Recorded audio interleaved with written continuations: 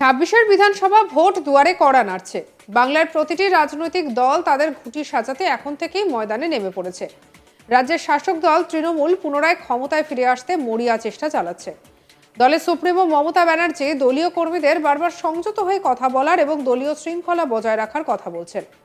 তবে কে কার কথা শোনে? দলের অন্দরের গোষ্ঠীদ্বন্দ্ব কিছুতেই মিটছে না।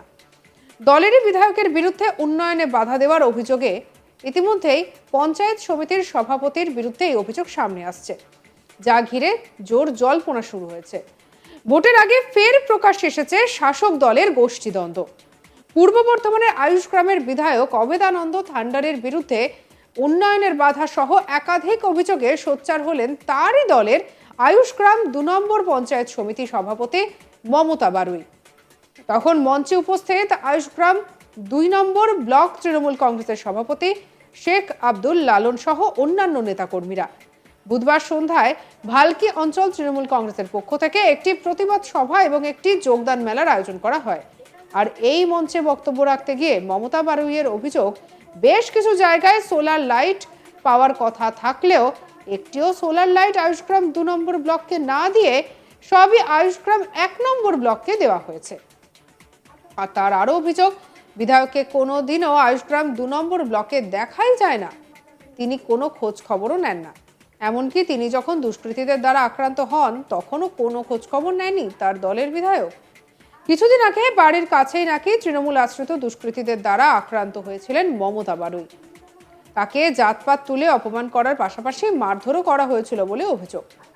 বিধায়কের বিরুদ্ধে ক্ষোভ উগরে দিয়ে তিনি আরও বলেন, আয়ুষগ্রামে যারা তাকে জেতালো তাদেরকে ভুলে তিনি এখন সমাজ বিরোধীদের দিয়ে পথ চলা শুরু করেছেন। কি বলছেন মমতা বারুই, শুনবো। সরকার চলকে বেড়াচ্ছে, মা বলে সম্মান দেয় না, অশ্লীল ভাষায় কথা বলে।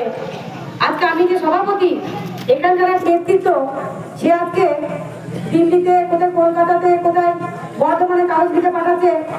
আজকে আমাদের মেয়েরা, আমার 7টা অঞ্চল, একজন প্রধান শুধু ছেলে, বাকি 6জন হচ্ছে মেয়ে।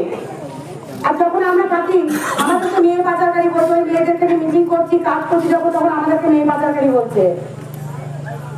তাদের মিছিলটা দেখুন কেমন, অনেক ফুটে গেছে তার খারাপ খারাপ কাজে, সেগুলো আপনারা দেখেছেন। আজকে নিজে যেমন হয় সে তো তেমনই ভাববে, কখনোই ভালোভাবে কাজ করতে দেয় না। আর তার একজন গুরু আছে, আমার আয়ুষগ্রামের বিধায়ক। আয়ুষগ্রামের বিধায়ক, ওই বিধায়ক যখন ভোটে জিতেছিল তখন আপনারা মাথার ঘাম পায়ে ফেলে খেটেছিলেন, আমার বুথ কর্মীরা খেটেছিল। যখন চেয়ার পেয়ে যায় তখন এই মানুষগুলোকে ভুলে যায়, নিচে তলার মানুষগুলোকে ভুলে যায় যে কারা আমাদেরকে ওখানে নিয়ে যায়। আজকে অনেক মানুষ অনেক কাজ নিয়ে আমাদের কাছে আসে, সেই মানুষের সেই পরিষেবা দেওয়ার জন্য আমরা চেয়ারগুলোতে বসি। নিজেদের সুবিধার স্বার্থে সেই চেয়ারগুলোতে আমরা কখনো বসি না। আচ্ছা, মাননীয় মুখ্যমন্ত্রী এই কথাটাই বলে যে যেখানে থাকুক গরিব মানুষরা যেন পরিষেবা পায়। এই সরকার গরিবের সরকার, বামফ্রন্ট বলতো গরিবের সরকার, গরিবের সরকার গরিবের জন্য কিছু করে নাই। সেই মায়ের কথা ভাবে নাই, সেই বোনের কথা ভাবে নাই, সেই ভাইয়ের কথা ভাবে নাই, সেই বয়স্ক বাবার কথা ভাবে নাই। আজকে মুখ্যমন্ত্রী সবাইকে সব জিনিসটা পাই দিচ্ছে। আজ লক্ষ্মী ভান্ডার থেকে, ভাতা থেকে যা যে দরখাস্ত করছে সেই পাচ্ছে। আজকে তৃণমূল কখনো ভাবে না যে বিজেপি করে, সিপিএম করে, এটা দেবো না। সবার জন্য সমান পরিষেবা, কন্যাশ্রী, রূপশ্রী, লক্ষ্মী ভান্ডার। আপনারা কখনো দেখেছেন যে কেউ বিজেপি করে তার নামটা কেটে দিয়েছে, কেউ সিপিএম করে তার নামটা বাদ দেওয়া হয়েছে? সবাইকে সমানভাবে পরিষেবা দিয়ে চলেছে। আজকে এমএলএ যখন আমার এলাকা থেকে ভোটে জিতেছে, অথচ আজকে এমএলএ বলছে আমাদের এখানে কোনো মিটিং হলে আসে না। এই যে গ্রামটা দেখছেন অন্ধকার গ্রাম, বেশ কিছু জায়গাতে আমরা সোলার লাইটের ব্যবস্থা করেছিলাম। একটা লাইটের যখন ব্যবস্থা করেছিলাম তখন সেই জায়গা ডাক নাম্বার, প্রপোজাল ব্লক নাম্বার, বিভিন্ন কাগজপত্র রেডি করে তাকে পাঠাতে হয়েছিল। আর যে কটা লাইট আমরা পেয়েছিলাম, স্যাংশন হয়েছিল, সেই লাইট কটা আউটডোর 1 কিছু, আউটডোর 2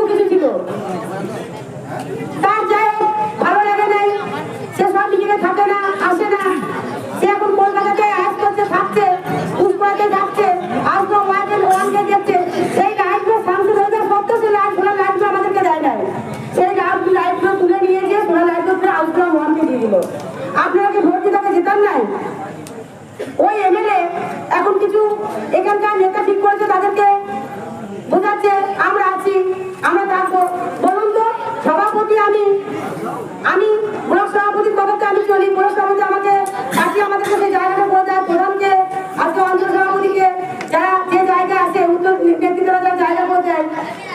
আমরা প্রধান যারা আছি তারা আমরা দাদালালের সাথে আছি, আমি সভাপতি আমি দাদালালের সাথে আছি, আমার বুথ কর্মীরা দাদালালের সাথে আছে, অঞ্চল সভাপতি সমাপ্ত সভাপতি তারা দাদালালের সাথে আছে। তারা ওই দলটা কি দল?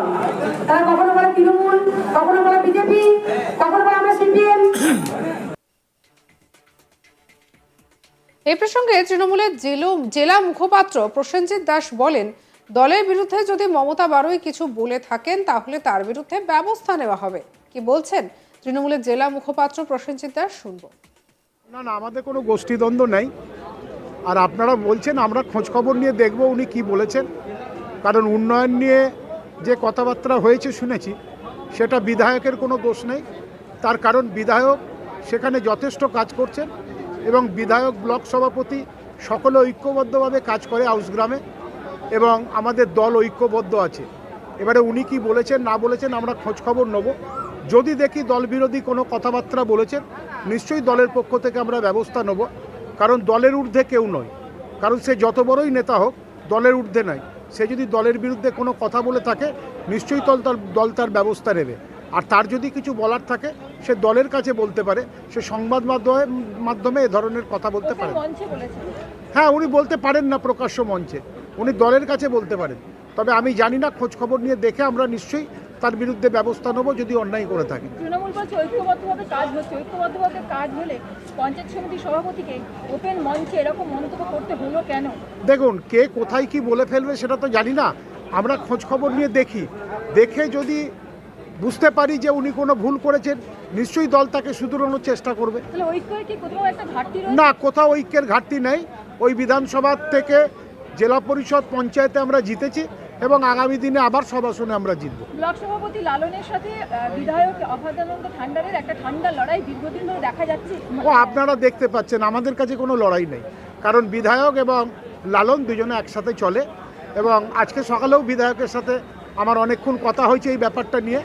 তো বিধায়ক পরিষ্কার বলেছেন যে এই ঘটনাটা যেটা বলা হয়েছে উন্নয়নের ব্যাপার নিয়ে, তার সাথে আমার কোনো সম্পর্ক নেই, সেটা ডেভেলপমেন্ট অথরিটি যারা আছে তারা বুঝবে। লালন বাবু সেই সময় মঞ্চে উপস্থিত ছিলেন। দেখুন, কেউ যদি উপস্থিত থাকে, কেউ কিছু বলে ফেলে, তার জন্য তো সে তো দায়ী নয়, তার জন্য দায়ী নয়। তো সে বলেছে হয়তো, দেখছি আমরা খোঁজখবর নিচ্ছি, আমরা খোঁজখবর নিয়ে নিশ্চয়ই দল কোনো ব্যবস্থা নেবে। কেউ যদি অন্যায় কোনো কথাবার্তা বলে থাকে নিশ্চয়ই দল তার বিরুদ্ধে ব্যবস্থা নেবে। যদিও এই সব কিছু নিয়ে কোনো প্রতিক্রিয়া দিতে অস্বীকার করেছেন আউশগ্রামের বিধায়ক। সঙ্গে রাখুন আজ তাক বাংলার ইউটিউব চ্যানেলকে। অন্যান্য খবরের জন্য লাইক করুন, শেয়ার করুন, সাবস্ক্রাইব করুন। আমরা এখন রয়েছে হোয়াটসঅ্যাপে, ফলো করুন, আপডেটেড থাকুন।